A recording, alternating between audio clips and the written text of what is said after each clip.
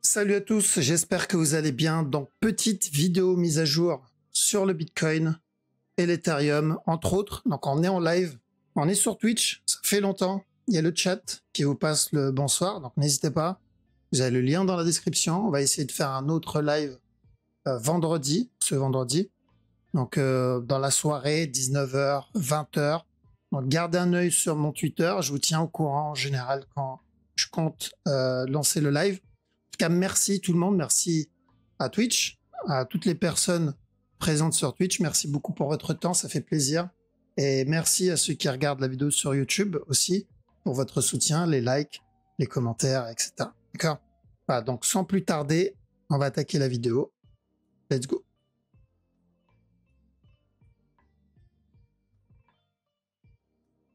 Ok, donc si vous avez remarqué, l'intro n'est plus la même parce qu'on est en live. Donc, tout ce que je vais faire ici, ça va être ce qu'on a fait tout à l'heure sur Twitch. Donc Bitcoin, BTC, la structure long terme, j'ai l'impression qu'elle valide le mouvement le plus pessimiste. Et ça reste encore haussier, que ça soit 4 heures ou daily, d'accord? Donc que ce soit pour le move, alors j'ai pas mon petit stylo dessus, donc que ce soit pour le move long terme avant la continuation ou pour la petite structure, donc la structure 4 heures. Mais le problème avec la structure 4 heures, c'est un expanding ou un regular flat. D'accord? Si on part du principe que c'est un regular flat, c'est que le top n'est pas cassé. Mais il me semble qu'on a cassé le top avec la majorité des brokers. Et c'est pour ça que je garde l'expanding comme la possibilité. Donc un expanding, je le vois moyen. Et qui dit expanding, dit venir péter le top tout de suite. Et voilà, je traite pas trop les expanding parce qu'il y a peu de chance. Donc on se retrouve avec deux possibilités, c'est-à-dire la validation d'un plus gros flat. L'avantage avec ça, c'est que ça donnera une opportunité à ceux qui n'ont pas pu le prendre plus tôt, donc là de le reprendre, ou sinon une structure corrective un peu plus grande. D'accord? Donc structure corrective plus grande, donc on va avoir un B, et pour ça il va falloir qu'il corrige tout le drop qu'il a donné. Ensuite un C, d'accord? Donc on va revenir tester le bas, et après le buy. D'accord? Donc si je devais mettre les deux scénarios, ce qu'on retient, c'est la direction long terme. Donc revenir tester le bas et ensuite le buy. Donc ce qui nous intéresse, nous, c'est ça. C'est cette structure, donc la cassure du top. Hop, j'aurais dû mettre mon petit dessin. La cassure de stop là. Alors je vais le mettre rapidement. Ok, donc voilà, là ça va être plus pratique. Donc revenir péter ce top, ça c'est l'objectif. Donc on cherche toujours le buy, on profitera juste de ce qu'il va donner en interne comme opportunité pour le trade en petit time frame ou pour recharger si on a envie de recharger. Pour moi, je pense que c'est une bonne opportunité pour recharger. BTC, c'est on va dire peut-être la chance pour pouvoir cumuler ou recharger si on n'a pas eu l'opportunité. Donc ceux qui tradent en petit time frame, on doit faire attention à la possibilité d'un plus gros B avant le up. Donc on profitera de ce C en interne pour prendre le buy. Sinon, s'il continue juste à dump, on en profitera à la cassure du bas. D'accord? Donc ça, c'est pour la structure 4 heures. 4 heures, très simple. Que ce soit pour l'option 1 ou 2, je profite du move pour du buy, pour de l'achat. En petit time frame, parce que des fois, on peut avoir de l'achat sur le gros move, mais de la vente sur le petit. Si vous vous rappelez, dans la précédente vidéo, on avait dit de faire attention parce qu'il n'y avait pas vraiment d'opportunité pour acheter, c'était pas vraiment haussier. Et là, je peux tenter des buys, mais on va partir pour un running, le même running. Quand on était en bas, je dis de faire attention à un C, ensuite un drop. Si elle revient tester le bas, on fera attention à un C et ensuite un drop. Donc, on a eu un regular flat ici. Donc, le A, le B, le C. On est venu le valider en cassant le bas. Donc maintenant, à chaque nouveau plus bas, si je cherche de l'achat, c'est pour le C, le A ici, ce qu'il a donné comme B. Donc on cherche des buy setup pour un C. Et tant qu'on n'a pas cassé ce top, malheureusement ou heureusement, ça dépend ce que vous tradez, on risque encore un autre plus bas. D'accord? Parce qu'un running, c'est une structure de continuation. Donc ça va être plus notre opportunité pour essayer de choper le mouvement supérieur. S'il décide de continuer à push, tant mieux, mais s'il donne un nouveau plus bas, on va retenter plus bas. D'accord? Donc, pour faire simple, ceux qui cherchent une direction ici pour la petite time frame. Donc à chaque nouveau plus bas, on cherche de l'achat pour le C d'un running flat. Et après, on fera attention derrière, parce que tant qu'on n'a pas cassé ce top, hop, tant qu'on n'a pas cassé ce top, bah, il y a le running qui reste possible. D'accord? On a ETH. ETH, lui, il a déjà validé le running flat. Si vous vous rappelez, on cherchait un buy là-dedans et ensuite un sell tant qu'on n'a pas cassé ce top. Et c'est ce qu'on a eu. On a eu le push un peu plus que prévu. On n'a pas cassé le top et il est venu directement valide. Donc, on peut considérer le mouvement comme un running terminé. On a cassé le bas. Donc, plus qu'à attendre ici, voir ce qu'il me donne. Parce que tant qu'on n'a pas pété ce top, d'accord, il peut redonner à nouveau plus bas. On est toujours dans une tendance baissière. Je vois potentiellement une fin de structure qui commence à se préparer. Donc, s'il flag ou il corrige dans cette zone, je pense qu'on aura le temps de le voir venir vendredi, voire même lundi. Là, pourquoi pas tenter de l'achat. D'accord? Mais on va avoir besoin de ça. Parce que si je n'ai pas ça, il peut juste revenir tester le bas, push, tester le bas encore une fois avant le retournement. Alors, donc, si j'ai un flag, ça se tente. Pourquoi? Parce que la structure 4 heures est toujours bonne. D'accord? La structure 4 heures, c'est où on valide le regular flat ici, buy pour venir péter le top. Ou sinon, on est en train de corriger tout simplement cette impulsion. Une fois la correction terminée, on viendra péter le top. Donc l'objectif, c'est toujours les 4100 $ sur ETH, que ce soit pour le premier scénario, donc revenir péter le top tout de suite, ou que ce soit pour le scénario le plus pessimiste, pour ceux qui attendent le plus grand move avant la cassure du top. C'est à peu près pareil que le Bitcoin. Donc je privilégie plutôt de l'achat sur le move, mais je vais attendre des setups, parce que si je le vois range dans cette zone, donc je le vois me donner la même chose que ça, se rappeler ce qu'on avait dit ici, on cherche de la vente. Donc s'il me donne la même chose ici, range, il n'y a pas de raison de chercher le buy 4 heures encore. D'accord? Donc 4 heures daily, c'est encore haussier, mais pour la petite time frame, on attend un setup. Je vois en 15 minutes, il est en train de donner un petit flag plutôt, mais c'est pas suffisant. D'accord? Si elle revient tester ce bas et il continue à range là-dedans, pourquoi pas? Donc je préfère, si je dois acheter un petit time frame, je préfère focus le Bitcoin. Parce que le Bitcoin, il y a le running flat. D'accord? Donc là, au moins, on a une structure qui est encore en cours. Alors que ETH, on a déjà fini, pardon, le running. BNB aussi, qui est très bien. Donc pour le moment, il fait à peu près ce qu'on voulait.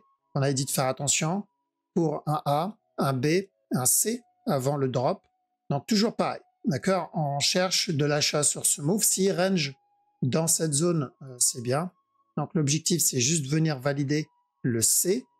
Et tant qu'on est en dessous de ce top, on risque encore un autre plus bas. Parce qu'un running, c'est une structure de continuation. Évidemment, c'est du 1 heure. Il n'y a pas vraiment d'impact sur la grosse structure. Parce que tout ce mouvement-là, ça peut être le départ d'une nouvelle correction. C'est une fois que ce bas est cassé, où là, on va commencer à se dire, bon, il va falloir être patient parce qu'on va partir sur une tendance baissière pendant des semaines, voire des mois. Mais pour le moment, ça peut être juste de l'interne, il peut donner un up, un drop, et ensuite commencer son retour. Donc on focus le running. C'est du 1 heure, on focus le running et rien d'autre, parce qu'il n'y a rien d'autre en 4 heures. Le DOT, on a validé le regular flat ici, donc cassure du bas, ce qui invalide le running 4 heures. Et on avait dit, s'il pète ce bas, il pètera le dernier. D'accord? Parce que les deux scénarios, c'était ou un running propre, donc le A, le B, et ici, nous, on cherchait de la vente. Même là, on cherchait de la vente. Donc, techniquement, voilà, on cherchait le sell. On n'était pas censé rentrer dans l'achat sur ce move. Et ici, dans cette zone, on a dit, tant que ce bas n'est pas cassé, s'il donne des buy setup, on peut tenter. Il en a donné ici un buy qu'on a obtenu. Cassure du top, on a dit de faire attention, break-even, prendre des profits. Pourquoi? Parce qu'il y a le risque du régular pour le sell. Et en cassant ce bas, il cassera ce bas. Et on a bien pété les deux, donc on peut considérer ce mouvement-là comme un régular terminé. Donc on fait attention parce que la structure daily en soi n'est pas vraiment très corrective. On a eu le drop et juste une petite correction et un nouveau plus bas. Donc je ne considère pas ça comme une correction, mais uniquement comme le début d'une correction. Le problème, c'est quel type de correction on va avoir. Est-ce qu'on va avoir un régular? Si c'est un régular, on le verra donner un B. Donc il faudra qu'il retrace tout ce qu'il vient de faire comme drop et ensuite un C. Et là, ok. On peut aller pour le régular aussi. Mais l'autre possibilité, c'est qu'il continue à push retester ce bas, et là on ira pour de l'achat, mais pour un running flat. D'accord? Un peu comme là, comme celui-là. On avait pris à l'époque, cassure du bas, chaque mot plus bas, on cherchait le buy et ensuite le sell. Donc c'est le même concept. Va falloir surveiller parce que ce n'est que le départ de cette structure dû à l'amplitude du move et ce n'est pas suffisamment correctif. EGLD, c'est à peu près le même concept. On avait dit tant qu'on n'a pas cassé les 22 $, il y a toujours le risque du regular flat. Bon, le problème, c'est qu'on s'éloigne de plus en plus. Plus on se rapproche de ce bas et plus on augmente les probabilités de venir péter les 22 $. Donc, ce régular, est-ce qu'il est toujours possible? Oui, mais c'est très peu probable. Même s'il revient, même s'il remonte derrière, j'irai plus pour un running. Même s'il monte derrière, j'irai plus pour un running. C'est beaucoup plus safe. S'il vient péter ce bas-là, on ira comme pour le dot, pour le running supérieur. D'accord? Parce que le mouvement là, il est tout seul. Donc, s'il rampe ici et on vient tester ce bas, on ira pour le running supérieur. Donc, on oubliera ça comme objectif. Il va falloir prendre les TP plus bas. Sur la petite time frame, je pense que ça va être pareil que dot. Hein. D'ailleurs, il n'y a pas grand-chose. On est sur un mouvement encore baissier. Le move est encore correctif. On a eu notre regular flat. Donc, ça, c'est bon, c'est validé. Et je pense qu'il est en train d'en donner encore un autre. Donc, tant qu'on n'a pas cassé le top précédent, faire attention, on peut revenir tester le bas. Donc, pas vraiment de buy sur ce move. EGLD, c'est pareil. Le mouvement il est encore trop jeune. On a eu notre running. On cherchait de l'achat ici qu'on a eu. On cherchait ensuite de la vente pour valider le running flat. On a eu aussi. On a eu même bien plus que prévu. Par contre, sur la petite TF, ceux qui traitent peut-être le 5 minutes, 15 minutes à la limite, si on voit la même chose là-dedans, ça peut se tenter, mais il faudra TP à la cassure du top. D'accord? Parce que c'est encore de l'interne et on peut avoir encore une continuation baissière. Litecoin, même chose. Le move était correctif, donc on s'attendait plutôt à un drop dans cette zone. Même s'il revient tester ce top, c'était encore plutôt baissier. Et pareil que le DOT, s'il vient péter ce bas, c'est qu'il viendra péter ce bas et c'est ce qu'il a fait directement après. Donc, même structure que le DOT. Par contre, sur la plus grosse time frame, ça serait beaucoup mieux qu'il continue à drop. Parce que l'analyse, quand on était tout en bas, c'était quoi?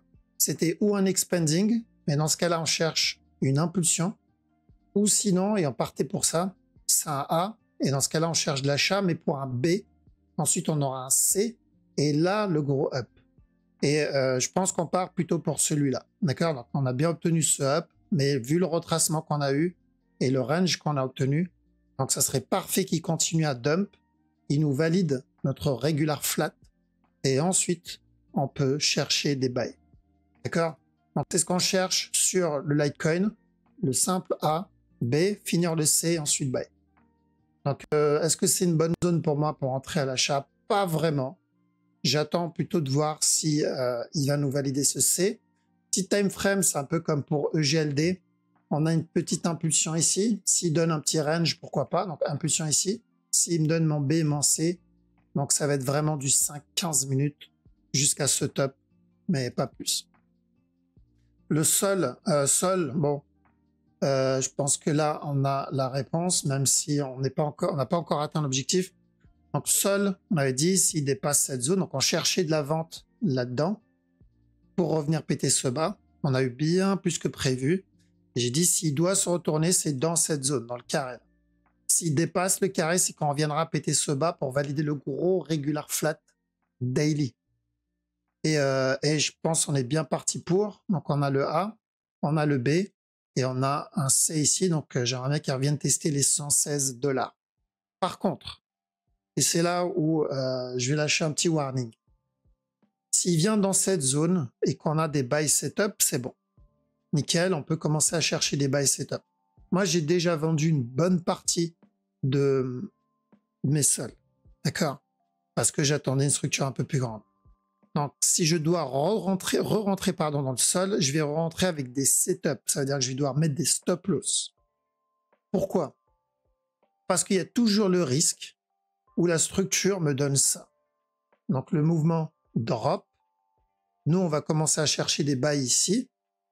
Si j'ai des setups, si j'attends des setups et je mets des stops, ça va, je suis safe. Mais si je cumule simplement sans vraiment timer mon point d'entrée, bah, je risque juste une continuation baissière pour qu'ils reviennent tester ce bas. Il y a toujours ce risque parce que si on prend du recul sur le sol, peut très bien, donc ça peut être très bien notre A, ça c'est notre B en interne, et ce move, ça peut être le top. D'accord? Il n'est pas obligé de venir péter le top. On peut commencer avec un mouvement correctif, et ensuite on le voit s'éloigner doucement avant le bas et plus tard. Donc pour le moment, on en est loin, mais c'est une sécurité. Il y en a, ils disent, ouais, non, le sol, c'est la meilleure crypto, to the moon, sol à 1 million. Ok, peut-être, mais on doit faire attention. D'accord? Là, on est en train de jouer notre argent, donc on doit rester vigilant. Donc, est-ce que je cherche de la vente? Bah, jusqu'à ce bas-là, pourquoi pas? Mais à partir du moment où ce bas est cassé, qu'on reste dans cette zone, je vais privilégier de l'achat. Mais en mode safe.